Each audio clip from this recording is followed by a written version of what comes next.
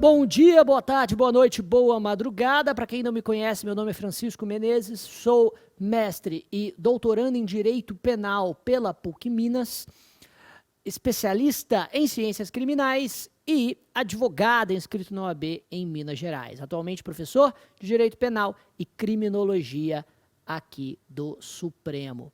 Nós começaremos a nossa preparação em Direito Penal, sempre com o compromisso de uma aula verticalizada, mas ao mesmo tempo didática e completa, em todos os temas mais importantes da teoria geral do direito penal. E vocês sabem que o direito penal, principalmente na teoria do delito, tem sido cobrado nas provas, algumas com mais intensidade do que outras, de forma bastante aprofundada. No que diz respeito à teoria do crime, toda a história da epistemologia penal, desde o causalismo até o pós-funcionalismo, tem sido cobrado em provas objetivas. A teoria da imputação objetiva, a teoria das condições inus, ou teoria das condições inus, todas as teorias da culpabilidade, em matéria de teoria da pena, não só as teorias fundamentadoras, como também matérias relevantes em termos de prescrição penal, enfim, são todos temas complexos, mas, ao mesmo tempo, bastante instigantes, e que nós veremos de forma didática, objetiva e com um planejamento de ensino que vai dos princípios penais fundamentais até a teoria da pena. Nessa ordem de ideias, como eu gosto de falar, eu sempre começo com uma bibliografia. E aqui a recomendação vai ser bem objetiva e pontual. No primeiro slide, temos uma bibliografia básica, com os meus manuais favoritos de direito penal, para aqueles que têm um contato muito superficial com a matéria ainda, e precisa, portanto, de uma coisa mais objetiva, mais didática, mais simples. Simples não necessariamente simplória, não necessariamente ruim, mas autores que não se propõem a ser muito complexos e nem completos em termos de explorar os conteúdos mais difíceis. Estes 5 autores da bibliografia básica são César Roberto Bittencourt, com seu tratado pela editora Saraiva, Rogério Greco, com seu curso de Direito Penal pela editora Ímpetus, Rogério Sanches, André Stefan e Kleber Masson, esses últimos 3 promotores de justiça do Ministério Público de São Paulo, que possuem manuais um pouco mais diretos e extremamente didáticos, que lecionam o direito penal de forma bastante satisfatória para provas objetivas. Agora, para você que já teve algum contato com o direito penal e quer uma doutrina mais robusta, que te prepare para qualquer prova, em todas as etapas, principalmente nas etapas discursivas e nas provas orais, estes são meus 3 livros favoritos. Juarez Cirino dos Santos, com curso de Direito Penal da editora Tirã, Paulo César Busato e João Paulo Orsini e Leonardo Schmidt de Bem. Esses 2 últimos são atualmente os meus manuais favoritos de direito penal. Paulo César Busato, que possui um dos manuais mais modernos do Brasil, isso porque ele já escreve de acordo com a teoria da ação significativa, que é basicamente o próximo passo da ciência do direito penal, pós-funcionalista, não é? Já que a teoria da ação significativa é baseada na doutrina de Vives Anton, na Espanha, que se baseia na filosofia linguística de Wittgenstein para criar um certo cenário pós-funcionalista da teoria do delito, e Paulo César Busato não só bebe da mesma fonte deste autor, como adapta o seu tratado de direito penal a esta nova realidade, a esta nova doutrina. E Schmidt de Bem, com João Paulo Orsini, possui um dos manuais mais completos do Brasil. Ele, não só em extensão, como também em profundidade, tem o que é um dos meus 2 manuais favoritos.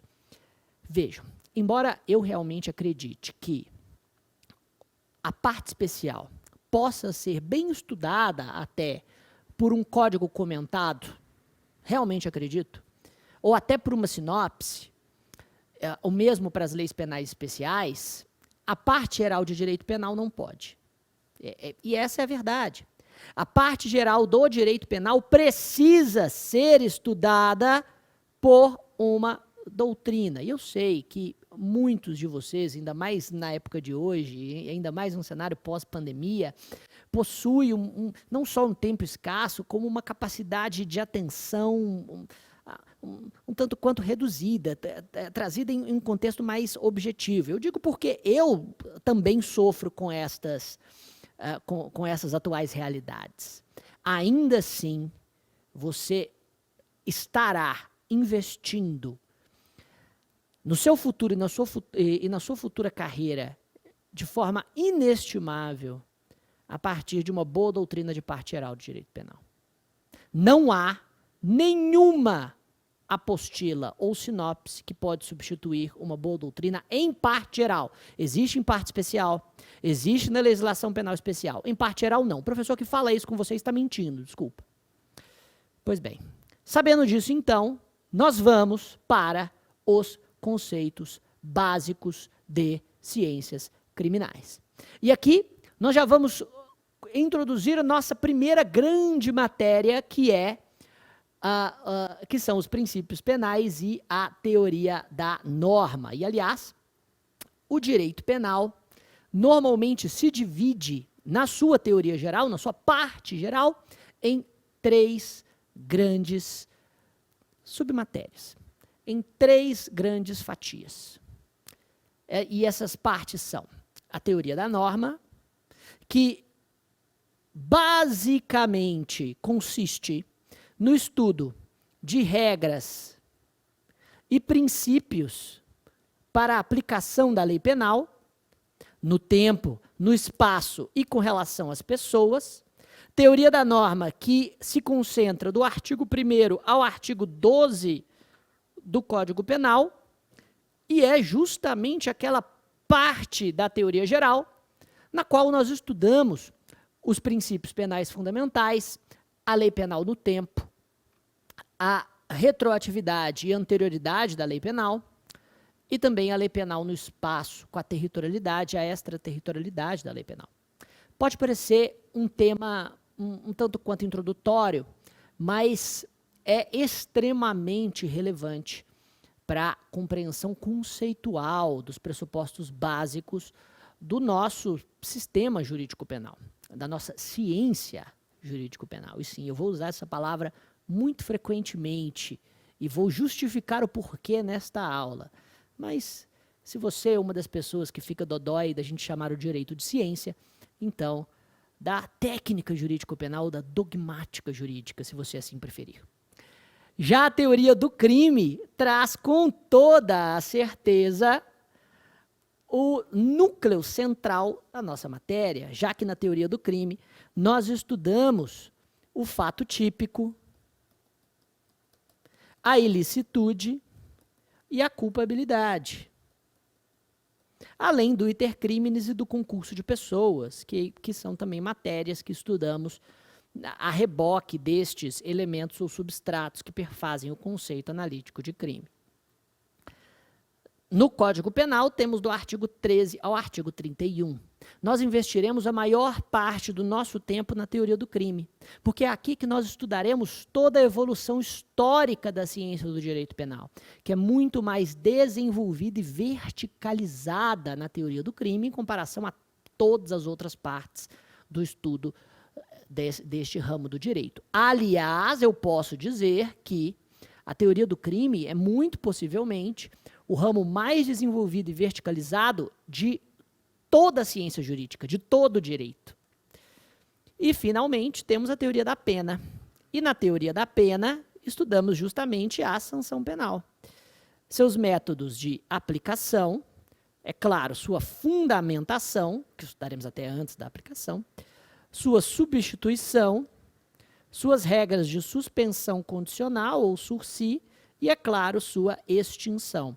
dando uma especial atenção para a prescrição penal.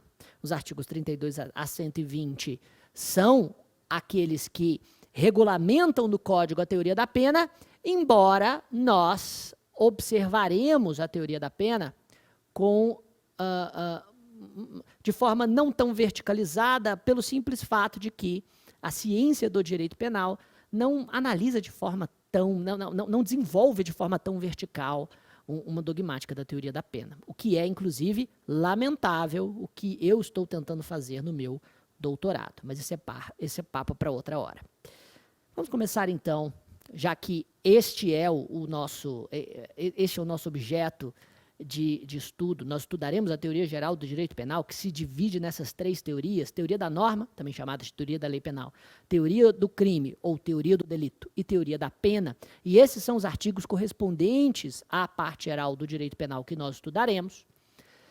Precisamos agora dar um passo para trás e conceituar o nosso objeto geral, a nossa disciplina, o nosso tema geral, o que é o direito penal. Eu sei que essa pergunta parece, a princípio, um tanto quanto óbvia. Como assim, o que é o direito penal? Mas ela não é, nem de muito longe, uma pergunta de fácil resposta. Isso porque eu sempre me lembro, quando eu estou lecionando essas matérias introdutórias, matérias essas que são talvez mais importantes do que as matérias mais específicas, então muita atenção aqui. Eu sempre me lembro do meu primeiro professor de direito, doutor Fernando Armando, um abraço se esse vídeo um dia chegar a ele, que na minha aula de introdução ao estudo do direito, afirmou que direito é um termo conotativamente vago e denotativamente ambíguo. O que ele queria dizer com essa frase, que parece muito mais um jogo de palavras do que realmente uma definição? Veja, a conotação do direito é vaga porque quando alguém fala a palavra direito, dificilmente nós compreendemos a princípio o que ele quer dizer sem um contexto. Ele está se referindo a um direito que uma pessoa tem enquanto prerrogativa, ou ele está se referindo à lei, ou ele está se referindo ao corpo jurídico, enfim, a conotação fica vaga. Agora, no que diz respeito à denotação, isso é, o sentido direto, prático, vernacular, substantivo da coisa,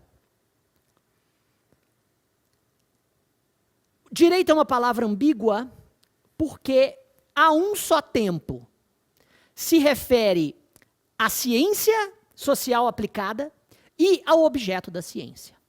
Dito de uma outra forma, Zaffaroni começa os seus livros definindo o direito penal a partir de 3 frases, nos quais o direito penal possui o sentido diferente.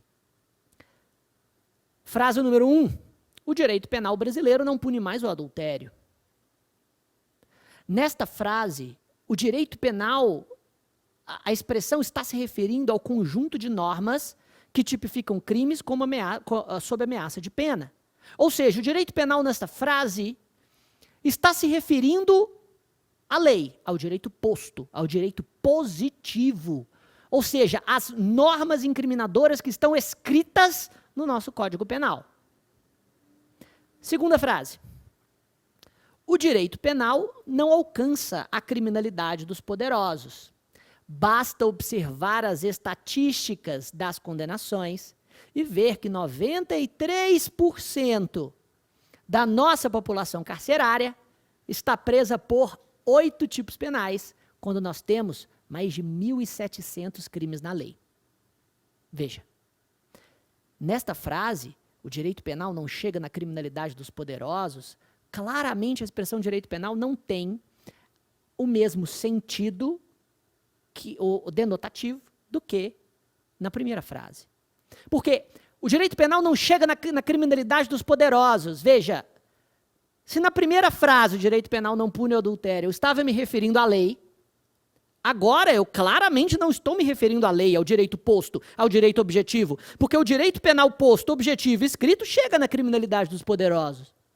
Eu tenho os crimes contra a organização tributária, os crimes contra a ordem financeira, eu tenho os crimes contra o sistema financeiro, eu tenho os crimes contra a administração pública, eu tenho os delitos de lavagem de capitais.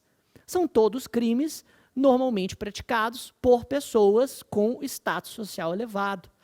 Entretanto, não há uma correspondência entre estes crimes diuturnamente praticados e a nossa população carcerária. Por quê?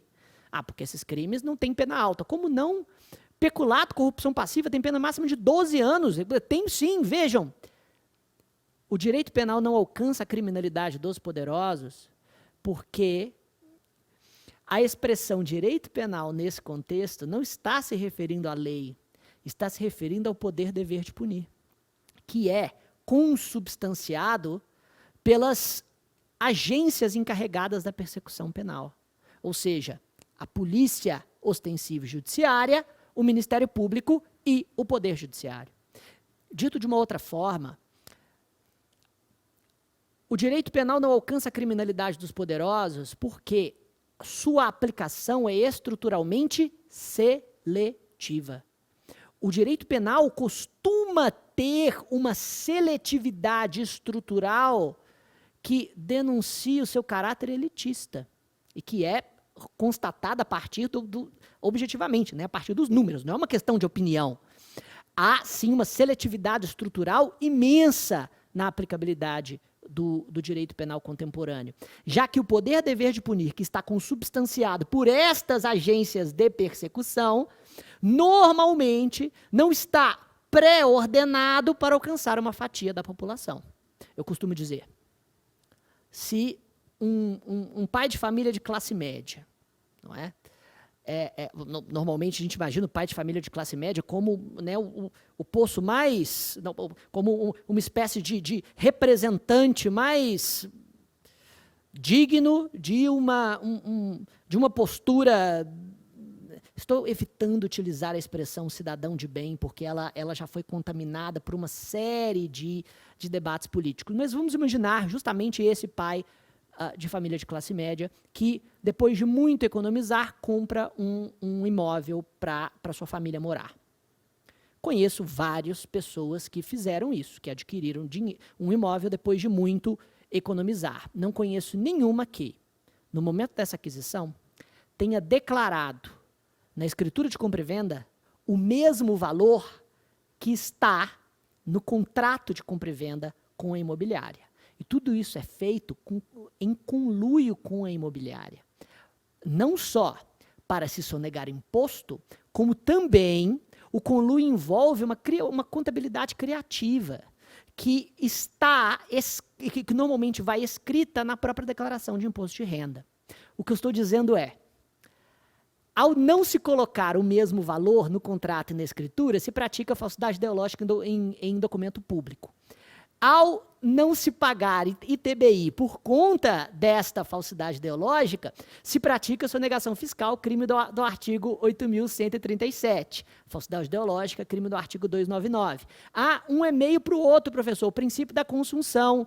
A súmula 17 do STJ exige que a falsificação tenha o seu potencial lesivo completamente exaurido pelo delito posterior, o que não existe nesse contexto. É perfeitamente possível se afirmar pelo concurso de crimes. E mais, a contabilidade criativa para dissimular os valores oriundos de crime é lavagem de capitais. Se nós somarmos a pena, dá quase 20 anos.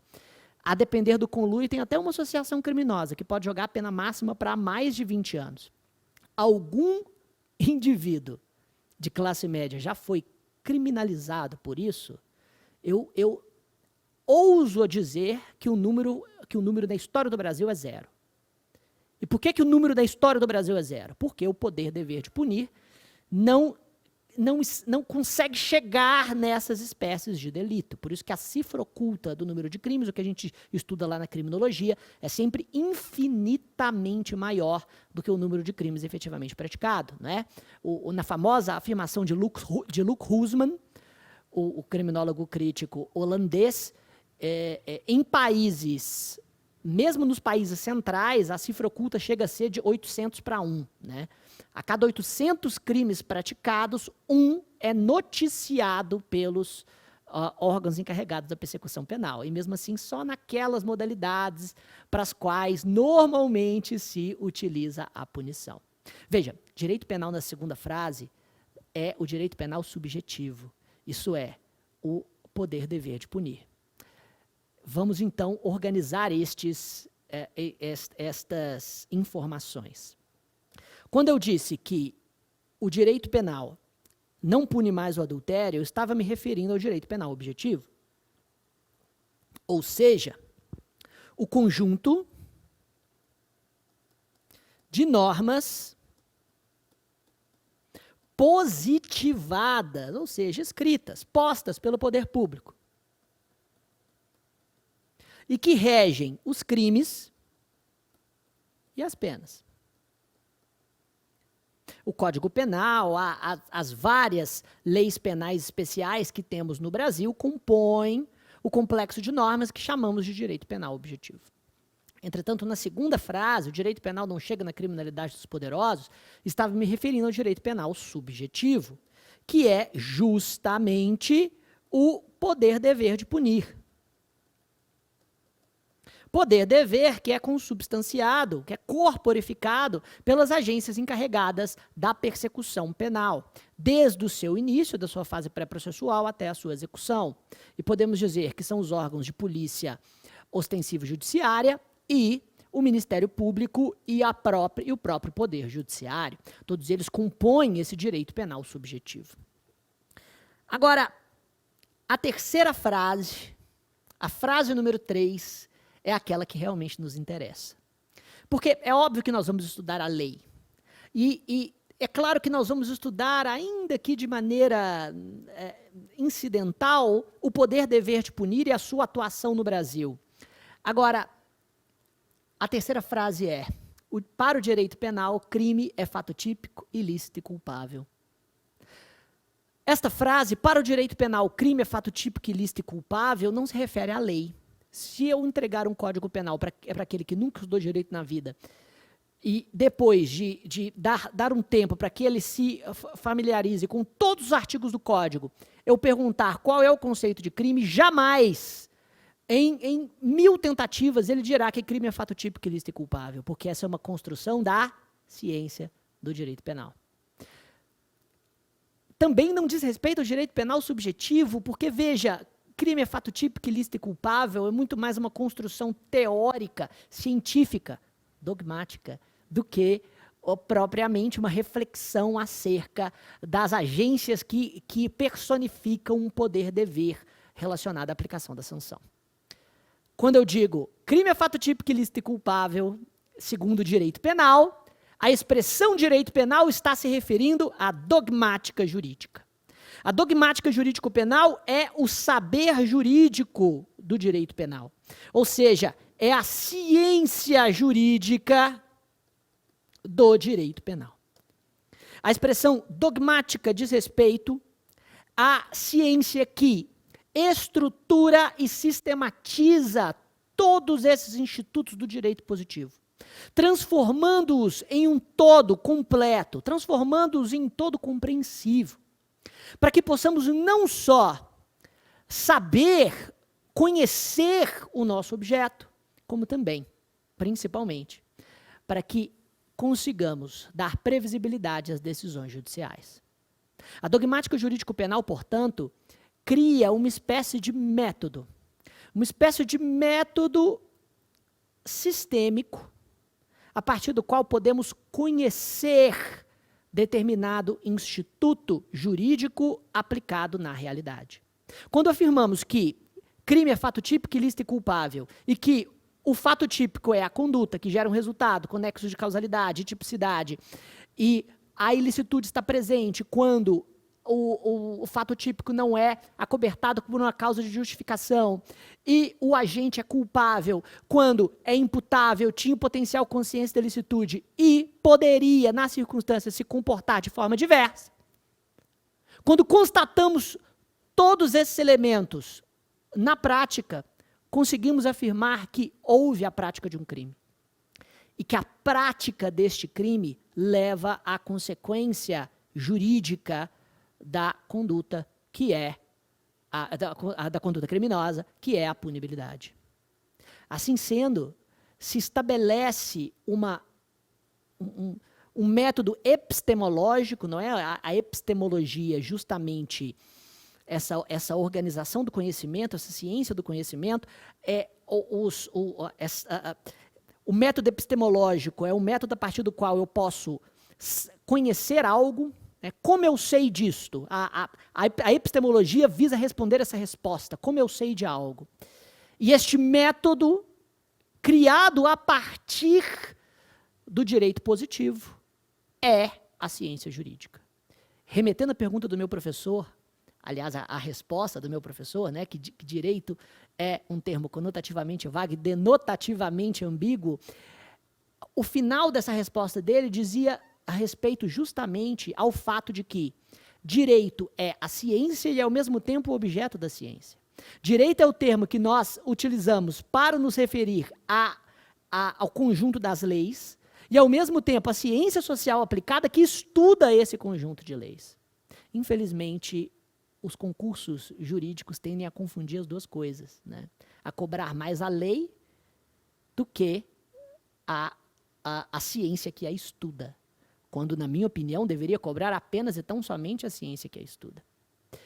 Nessa ordem de ideias, então, o direito penal, enquanto dogmática jurídica, possui uma série de caracteres. Como caracteres do direito penal, podemos dizer que o direito penal é uma ciência cultural. É uma ciência cultural porque não é uma ciência natural. Essa divisão, essa dicotomia básica entre ciência cultural e ciência natural é aquilo que muitas vezes cria uma certa tensão entre as ditas ciências humanas ou sociais e as ditas ciências duras ou naturais. Isso é porque, em uma ciência natural que busca, portanto, explicar como o mundo funciona, como a química, como a biologia, utiliza-se um método empírico indutivo, ou seja, observa-se o fenômeno individual para tentar deduzir dele as leis que regem o universo, através de proposições universais. Nós observamos a maçã cair várias e várias vezes e podemos calcular a partir da queda a existência da gravidade e a força do seu empuxo. Podemos observar as espécies evoluindo na natureza e, a partir disso, deduzimos como se dá a evolução a partir da seleção natural. As ciências culturais já são produzidas pelo ser humano não a partir de uma mera explicação dos fenômenos naturais a partir do método empírico indutivo, mas a partir da compreensão dos fenômenos sociais e da interação do indivíduo com as chamadas normas jurídicas, no caso do direito penal.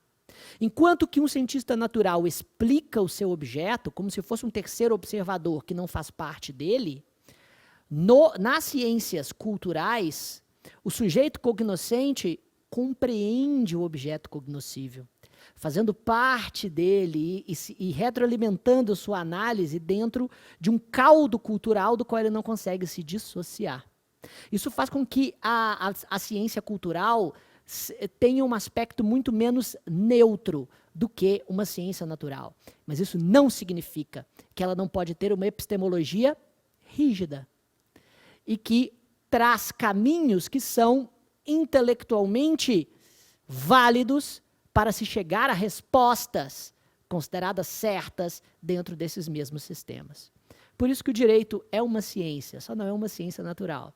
Mas é claro, quando Karl Popper faz aquela famosa divisão lá do século XIX, que ciência é apenas aquele método empírico indutivo, somente aquele conjunto de conhecimentos que, através do método empírico indutivo, propõem determinadas leis universais, e faz um corte positivista, o termo ciência acaba sendo sequestrado pelas ciências naturais, e tudo que não é tudo que não segue esse método empírico indutivo, que leva a experimentos que possuem falseabilidade, ou seja, que podem ser replicados por qualquer pessoa em laboratório, revisado pelos pares, para se chegar a conclusões objetivas, não é ciência.